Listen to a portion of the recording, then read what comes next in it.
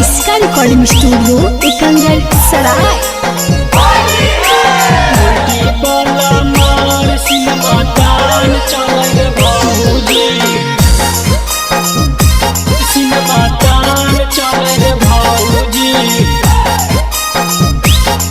Presented by किसका films.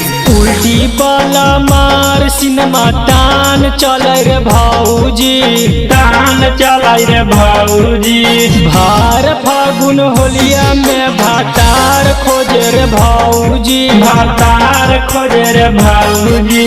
उल्टी वाला मार सिनेमा तान चले रे भौजी, तान चलाई रे भौजी।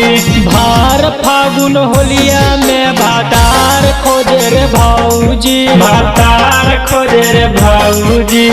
उल्टी वाला मार सिनेमा तान चले रे भौजी।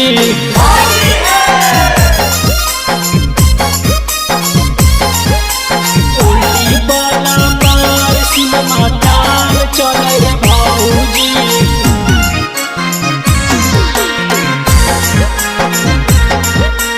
उल्टी वाला मार सिनेमा तान चले रे भौजी।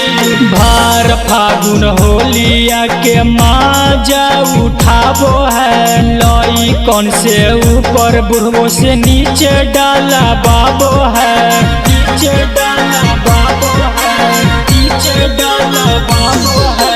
भार फागुन होलिया के माजा उठाबो है, लई कौन से ऊपर बुढ़बो से नीचे डाला बाबो है, बाबो है।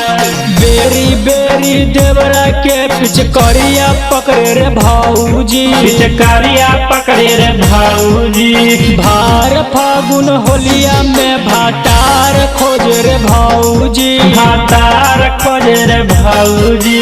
उल्टी वाला मार सिनेमा तान चले रे भौजी, उल्टी वाला मार सिनेमा तान चले रे भौजी।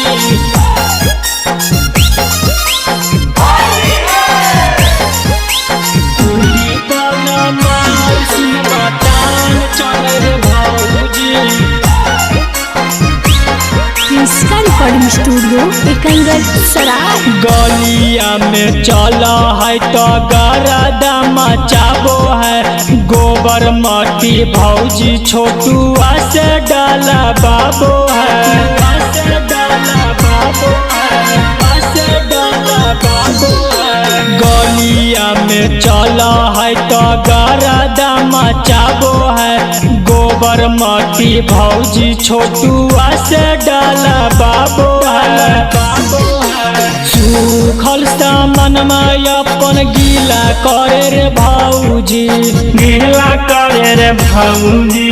भार फागुन होलिया में भातार खोजे रे भौजी, भातार खोजे रे भौजी। उल्टी वाला मार सिनेमा तान चले रे भौजी। इसका रिकॉर्डिंग स्टूडियो एकंगर सराय।